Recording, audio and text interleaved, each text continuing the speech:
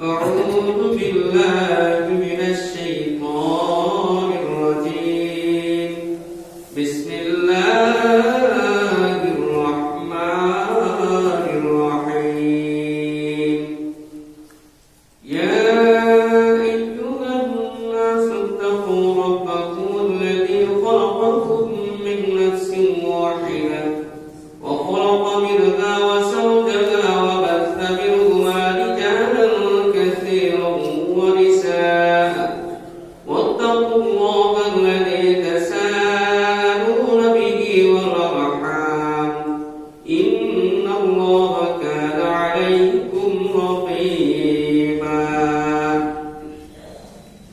وقال الله تعالى في موضع آخر ضرب الله مثلا للذين كفروا امرأة نوح وامرأة لوط كانتا تحت عبدين من عبادنا الصالحين فخانتاهما فلم يغن عنهما من الله شيئا وقيل ادخلا النار مع الداخلين وقال الله تعالى في موضع آخر فليعبدوا رب هذا البيت الذي أطعمهم من جوع وآمنهم من خوف.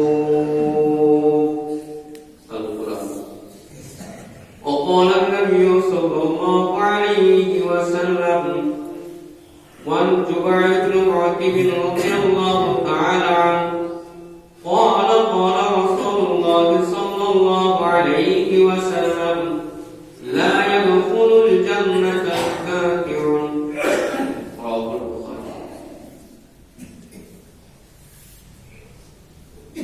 জগতে যিনি সৃষ্টি করলেন আল্লাহ তারই নাম তারই নামের বন্দনা করি তারই লইত নাম জগতে যিনি সৃষ্টি করলেন আল্লাহ তারই নাম তারই নামের বন্দনা করি তারই লইত নাম সমাবেত ইসলাম দরদি ভাতৃবৃন্দ সমস্ত প্রশংসা সেই মহান রব্বুল আলামিনের যিনি সারা ভূমণ্ডলকে সৃষ্টি করে শেষ করেন যিনি জান্নাতের মালিক জাহান্নামের মালিক হাসরের দিনের মালিক সেই মহান রব্বুল আলামিনের সান্নিধ্যে সকলে শুকরিয়া জ্ঞাপন করি সকলে বলি আলহামদুলিল্লাহ। অতঃপর আমার ধর্মের গুরু আল্লাহ নন্দন তাজদার মদিনা আহমদ মুস্তাফা মুহাম্মদ মুস্তাফা সাল্লাল্লাহু আলাইহি ওয়াসাল্লামের উপর শত সহস্র দরুদ ও শান্তি ধারা বিবর্ষিত হোক বলুন আল্লাহুম্মা আমিন আল্লাহুম্মা সাল্লি আলাইহি। আমি আপনাদের সম্মুখে তিনটি জায়গা থেকে তিনটি আয়াত তেলাওয়াত করেছি আর নবীর অমীয় বাণী বুখারী শরীফ থেকে একটি হাদিসের টুকরা পেশ করেছি। এই কয়েকটিকে সম্মুখে রেখে আমার বক্তব্যটি করব মা তৌফিক ইল্লা বিল্লাহ। মানুষ সামাজিক জীব, পরস্পরের সঙ্গে সম্পর্ক যেমন আত্মীয়তার সম্পর্ক, স্বামী স্ত্রী সম্পর্ক, সামাজিক সম্পর্ক, অর্থনৈতিক সম্পর্ক, মানুষের সঙ্গে মানুষের সম্পর্ক এবং পিতামাতার সঙ্গে সম্পর্ক, গভীরভাবে স্ত্রীর সঙ্গে সম্পর্ক, সন্তান সন্ততিদের সঙ্গে সম্পর্ক, প্রত্যেকটাই হচ্ছে সামাজিক। এবং এই সামাজিকতা বন্ধন কে অটুট রাখার জন্য আল্লাহ তাআলা মানুষকে এক অপরের সঙ্গে সম্পৃক্ত অর্থাৎ সম্পর্ক বজায় রাখার জন্য তিনি সৃষ্টি করেছেন। মানুষ 6টি জায়গা অতিক্রম করবে। আমরা দীর্ঘ একটি পথ অতিক্রম করে 6টি জায়গা আমাদেরকে অতিক্রম করে আসল স্থানে আমাদেরকে আল্লাহ পৌঁছাবেন। আমরা দুনিয়াতে এসেছি সামান্য কিছুক্ষণের জন্য। পৃথিবীতে আমরা যেমন কোন মানুষ এখান থেকে কলকাতা যেতে গেলে ভায়া বর্ধমান হয়ে যেতে হবে, কিন্তু আমরা যখন এখান থেকে পাড়ি দেব, কিন্তু আমাদের গন্তব্য স্থল হচ্ছে বাড়ি। বাড়ি থেকে যাচ্ছি, আবার বাড়িতে ফিরে আসবো। কিছুক্ষণের জন্য, কিছু কাজের জন্য আমরা রাস্তা পাড়ি দিয়েছিলাম কলকাতা। এই উদাহরণটিকে সম্মুখে রেখে অবশ্যই আমি দুটি কথা বলতে চাই। মানুষকে আল্লাহ তাআলা 6টি জায়গা অতিক্রম করাবেন। সর্বপ্রথম আমরা ছিলাম কোথায় ছিলাম? আমি একটু দুটি টিপস দিতে চাইছি যে আমরা সর্বপ্রথম ছিলাম রূহের জগতে, আলামে আরওয়াহ বলা হয়। আলামে আরওয়াহতে আমরা বসবাস করছিলাম, সেখানেই ছিলাম। তারপরে আমরা এলাম আলামে আজসাম, জিসম অর্থাৎ মানুষের সঙ্গে সম্পর্ক সম্পৃক্ত আল্লাহ তাআলা করেছেন আলামে আজসাম। তারপরে তৃতীয় পর্যায়ে যেটা সেটা হচ্ছে আলামে বারজাখ। তারপরে আমরা প্রতিস্থাপন হয়ে আরেকটি স্থান আমাদের, সেটি হচ্ছে হাসরের ময়দান, সেই জায়গাটি। তারপরে আমাদের লাস্ট ঠিকানা হবে কোথায়? দুটি স্থান, একটি হচ্ছে জাহান্নাম, অপরটি হচ্ছে জান্নাত। তাহলে আমরা ধাপে ধাপে আলামে আরওয়াহতে ছিলাম, সেখান থেকে প্রত্যাবর্তন হয়ে আমরা কিছুদিনের জন্য আজসাম অর্থাৎ জিসম বডিওয়ালা হয়ে তৈরি হলাম। কোথায়? ভায়া বর্ধমান। সেই বর্ধমান জায়গাটা, এটার উদাহরণ আল্লাহ তাআলা কোরআন মাজিদে যেটাকে বলা হয়েছে রিহম, অর্থাৎ যে আয়াতটি তেলাওয়াত করেছি সেখান থেকে বোঝা যাবে আল্লাহ তাআলা মানুষকে বিভিন্ন ভাবে তার পথ অতিক্রম করিয়ে নিয়ে আল্লাহ তাআলা করবেন কি তার স্থান সেই জায়গায় পৌঁছাবে। আমরা হয়তো মানুষের বিপদ আপদে একটি কথা বলি, ইন্না লিল্লাহি ওয়া ইন্না ইলাইহি রাজিউন। মানুষের মৃত্যু, হায়াত, মত সমস্ত কিছু আল্লাহর হাতেই। মনকে সান্ত্বনা দেওয়ার জন্য আল্লাহকে বলছি ইন্না লিল্লাহ ওয়া ইন্না ইলাইহি রাজিউন। আমরা আল্লাহর জন্য এসেছি এবং আল্লাহর কাছে আবার ফিরে যাব, এটা বাস্তব। এ থেকে কোনো দ্বিমত নেই। প্রত্যেকটা মানুষ আমরা অবগত যে আল্লাহর কাছ থেকে আমরা এসেছি, আল্লাহর কাছে আবার ফিরে যাব। আমরা দুনিয়াতে এসেছি শুধু কিছুক্ষণ আরামের জন্য, আরাইশের জন্য। মানুষ যেমন যে পজিশনের, সেই রকম পজিশনের যেমন যে মানুষ তার তেমন জায়গা, যেমন যে মানুষটি তার তেমন সেই রকম স্থান। কোন মানুষকে যদি বলা হয়, কোন মানুষের বাড়ি আমি মেহমান দাঁড়ি করতে যাব বন্ধুত্ব সম্পর্ক রেখে, তাহলে বলা হয় যে আমি ভাই আজকাল মিডিয়ার যুগে আমি ফোনে বলে দিলাম আমি কিন্তু নলহাটি যাব, আমার সঙ্গে একজন সম্ভ্রান্ত ব্যক্তি আছেন যিনি অত্যন্ত দানশীল। কোন একজন বন্ধুকে বললাম, সেই বন্ধু করবে কি, তার বাড়িতে ভাই 2 ঘন্টা মতন থাকবো, সেখান থেকে বিদায় নিয়ে চলে যাব। তো সেই মানুষটি যে পজিশনের, তাকে সেই পজিশনের বাড়ির ঘরটিকে আমি সাজিয়ে তার ব্যবস্থাপনা করে রাখবো, ঘরটাকে সাজাবো, চেয়ার টেবিল দিয়ে, বেডশিট দিয়ে তার ব্যবস্থাপনা, যেটাকে মানুষ আমার দরবারে আসবে, মেহমান তার খাতির করতে হবে। আমরা সেই রকম পথ অবলম্বন করে আমরা তার ব্যবস্থা করি। তাকে সেইভাবে সেই ঘরে বসালাম, এসি রুমে বসালাম, তাকে পান করালাম, বিভিন্ন রকম ঠান্ডা, বিভিন্ন রকম মিষ্টি দিয়ে সে সেখান থেকে চলে গেল। উদাহরণটা এই জন্য দিলাম, মানুষ আমরা এসেছি আল্লাহ দরবার অর্থাৎ আরওয়াহ জগৎ থেকে, সেখান থেকে আসার পরে যার যেমন স্থান, সেই স্থানটি সেইভাবে সেখানে তাকে দেওয়া হবে। এই জন্য বলা হলো আল্লাহ তাআলা মানুষের জীবনটাকে সেইভাবে তৈরি করেছেন এবং সেইভাবে লালন পালন করে তাকে সেই জায়গায় নিয়ে যাবেন। আল্লাহ তাআলা বলেন, মানুষকে আল্লাহ তাআলা তার সঙ্গী তৈরি করেছেন যে কখনোই বিচ্ছিন্ন নয়।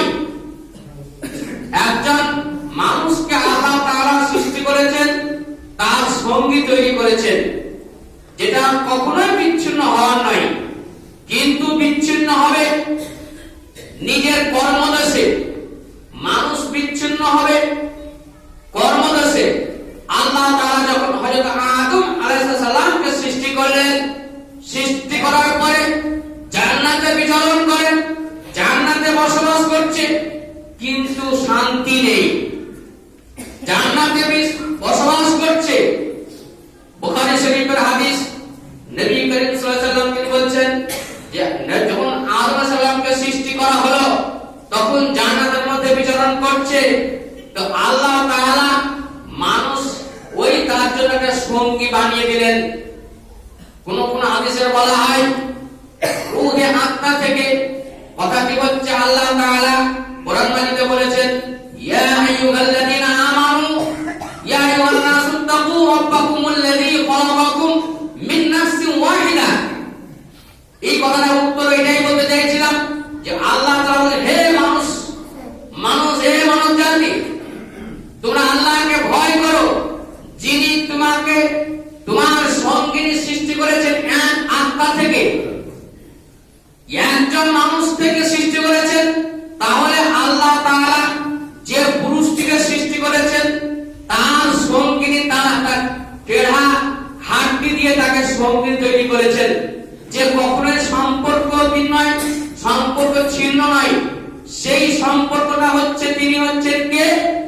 নিজের অর্ধাঙ্গিনী স্ত্রী। মিন নাফসিন ওয়াহিদা ওয়া খালাকাকুম মিনহা যাওজাহা ওয়া বাথা। আল্লাহ তাআলা বলছেন সেই মানুষটিকে অর্থাৎ সেই সঙ্গীকে তৈরি করেছেন। তৈরি করার পরে সারা পৃথিবীতে আমরা যদি ভাবি যে মানুষের মধ্যে, মহিলাদের মধ্যে সর্বাগ্রে কে, আমরা প্রশ্নের উত্তর দিতে গিয়ে বলবো মা। কিন্তু আল্লাহ তাআলা বলছেন যে সর্বাগ্রে আল্লাহ তাআলা মানুষের মহিলা সম্পর্কে বলতে গিয়ে সর্বপ্রথম মা না স্ত্রী না বোন কোনটি? তাহলে এখান থেকে বোঝা যাবে সবাই আমরা এক বাক্যে বলতে পারবো। বলি আমরা আমার সাধারণ জ্ঞানে যে আমাদের সর্বাগ্রে মহিলা হচ্ছে মা, কিন্তু না, সিরিয়ালের দিক দিয়ে আল্লাহর ইবাদতের যোগ্য হচ্ছে মা, কিন্তু মহিলার দিক দিয়ে আল্লাহ তাআলা সর্বপ্রথম যে যিনি হচ্ছেন, তিনি হচ্ছেন স্ত্রী। যে সম্পর্ক ছিন্ন করতে হবে না, কখনোই হবে না। এর উদাহরণ আল্লাহ তাআলা কোরআন মাজিদে 2 জায়গায় দিয়েছেন। সূরা তাহরিম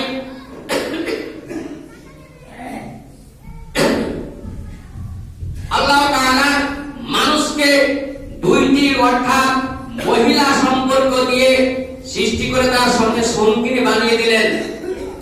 সঙ্গিনী বানার পরে আল্লাহ দুটো উদাহরণ দিয়েছেন, যেসব পুরুষরা নামাজি, মুত্তাকি, পরেজগার, মুসল্লি। উদাহরণটা আমি এই জন্য দিতে চাইলাম, আল্লাহ তাআলা কোরআন মাজিদে দিয়েছেন। আজকে বর্তমান সময়ে দেখতে পাওয়া যায়, অনেকের কান থেকে শুনতে পাওয়া যাচ্ছে, স্বামী নামাজ পড়ে, স্ত্রী নামাজ পড়ে না।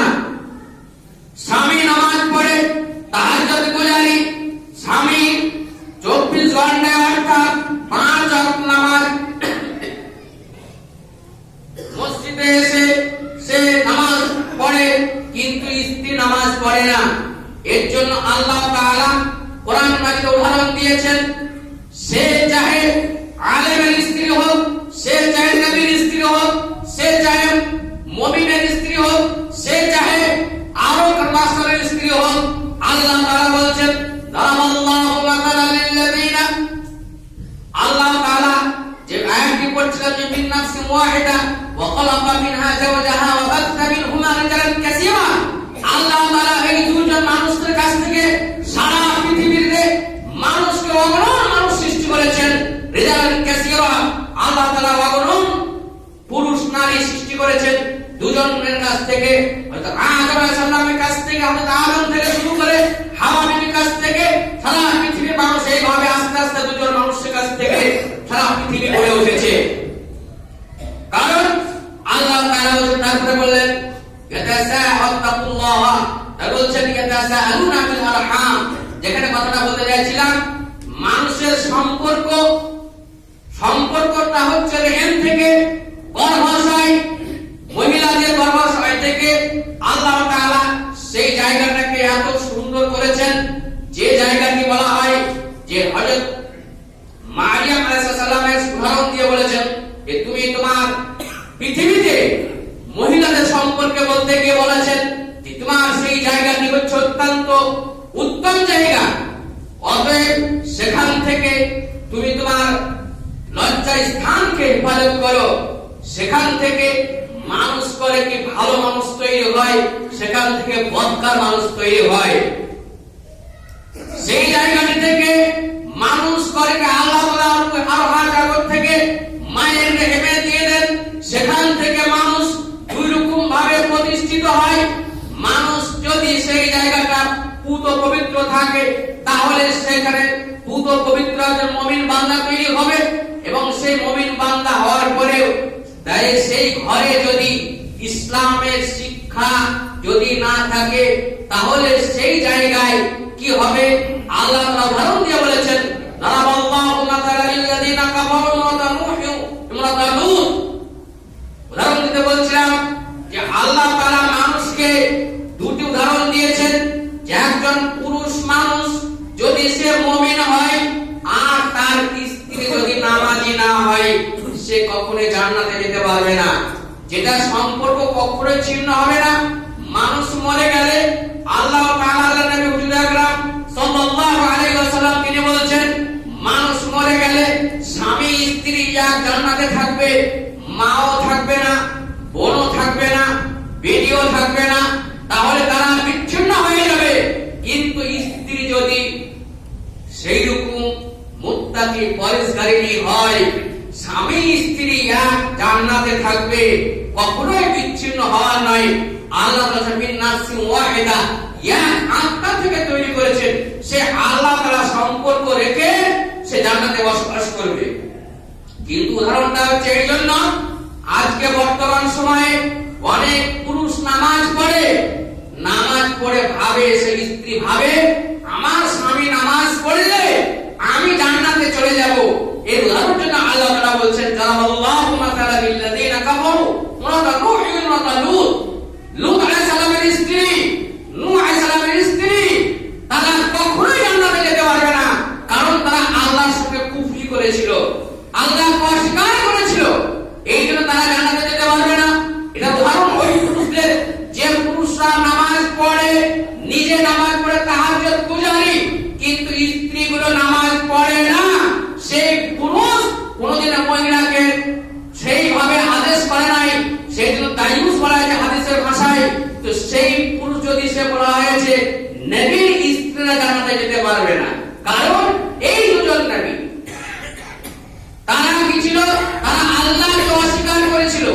তার জন্য আল্লাহ তাআলা বলেছেন নূহিন তা বলেছেন দারাবাল্লাহু মাসালান লাযিনা কাফারু ইমাতান নূহিন ইমাতান নূহ কানা তাহতা আবদাইনি মিন ইবাদিনা সালিহাইনি ফাফালাহুমা ফালাম ইউগনি আনহুমা মিন আল্লাহি শাইআ ওয়া কিলা দুখুলান নার মা দাখিলিন। তারা সারা জীবন সারা কাল তারা জাহান্নামের মধ্যে থাকবে। তাই জন্য আজকে বর্তমান সময়ে এইরকম পুরুষ যারা আছেন নামাজ পড়ে কিন্তু স্ত্রী নামাজ পড়ে না। মনে করেন না যে আমার স্ত্রী আমার সঙ্গে জান্নাতে যেতে পারবে, কেউ কারো কর্মের বিনিময়ে জান্নাতে যেতে পারবে না। সেই রকম উদাহরণ স্বরূপ আরেকটা উদাহরণ আল্লাহ তাআলা দিয়েছেন ওয়াদারাবাল্লাহু মাসালান লিল্লাযিনা আমানু ইমরাতা ফিরআউন। যে কথাটি আপনারা সকলে জানেন, ফিরআউন আসিয়া, ফিরআউনের স্ত্রীর নাম আসিয়া। তাকে আল্লাহ তাআলা, সে আল্লাহকে চিনেছিল, সে ইমানদার ছিল। সেই মহিলাকে যখন তাকে শাস্তি দেওয়া হয়, সে একজন পুরুষ অর্থাৎ ফিরআউন, যে কিন্তু সর্বপ্রথম সে আল্লাহওয়ালাই ছিল। গ্রামে এসে কৃষিকাজ করত, কৃষিকাজ ছাড়া অন্য কিছু জানতো না, এবং সে তার আল্লাহওয়ালা দিনদার দেখে তার বাপ তাকে তাড়িয়ে দিয়েছিল। ফিরআউন থালা থেকে সে পালিয়ে গিয়েছিল, অন্য এক দেশে সে বসবাস করছিল। সেখানকার বাদশা ফিরআউন, তার নাম ফিরআউন, সে বলেছিল কি ডঙ্কা পিটে দিল, আমার রাজ্যে আমার অন্তিম সময় আমি আজ এই পৃথিবী অর্থাৎ আমার এই বাদশাহিত্ব একজন এমন হাতে দেব যে আল্লাহওয়ালা ফরেজগার দিনদার। সেই ফিরআউন তখন কিন্তু নামাজ পড়তো, অর্থাৎ তার সেই ইবাদত করত এবং আল্লাহকে চিনত, সমস্ত কিছুই। সে যখন যা দোয়া করত সেই দোয়া কবুল হতো। সেই ফিরআউনের দরবারে ছিল হামান, তাকে যুক্তি দিয়ে বলল, তোমার দোয়া তো সবসময় কবুল হয়, তুমি করো কি? তুমি করো, তুমি প্রত্যেকটা মানুষকে তোমাকে রাজত্ব দান করেছে। যে বাদশা মরে গেছে, সে বলেছিল যে আমার রাজ্যে যদি এমন একটা ছেলে দরকার যে তার কিছুই নেই কিন্তু আল্লাহওয়ালা, তো আমরা তোমাকেই বেঁচেছি, তুমি দরবারে হাজির হও। সেই ফেরত সে গিয়েছিল, যাওয়ার পরে তার আগে বাদশাহী দেওয়া হয়েছিল। বাদশাহী দেওয়ার পরে শেষ পর্যন্ত কি হলো, এক অপরে যখন সবাই জানতে পারলো যে এমন এক আল্লাহওয়ালা, যে দোয়া করে সেই দোয়া কবুল হয়, হামান একে বুদ্ধি দিতে থাকে, বিভিন্ন রকম কৌশল বুদ্ধি।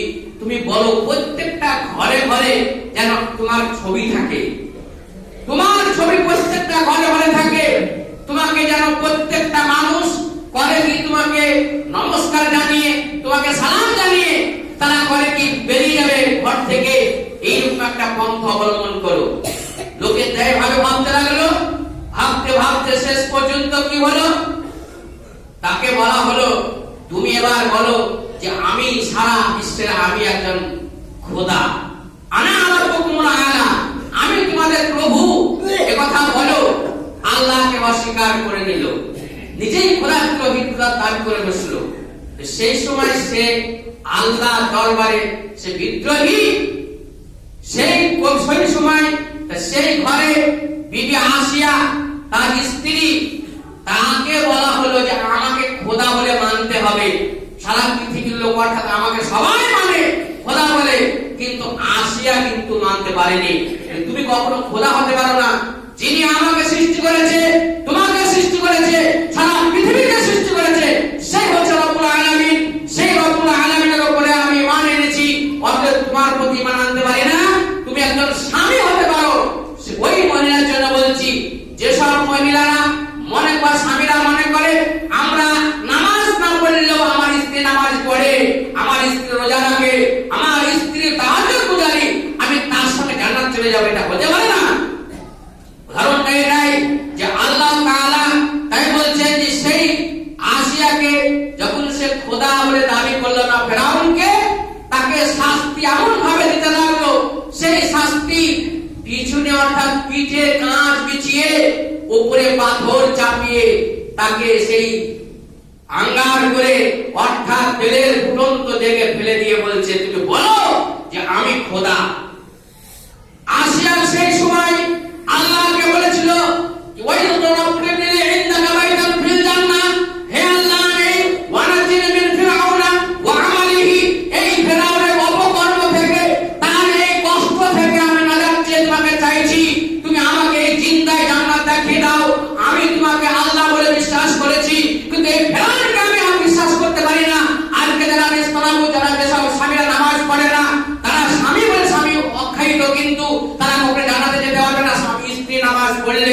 স্ত্রী নামাজ পড়ার কর্ম অনুযায়ী সে জান্নাতে যাবে, পুরুষরা কিন্তু যাবে না।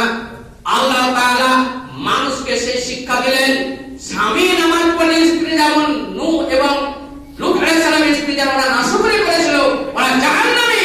ফেরাউন নামাজ পড়েনি, সে খোদাদ্রোহী, খোদার সঙ্গে খোদা দাবি করেছিল, সে জান্নাতে যেতে পারবে না।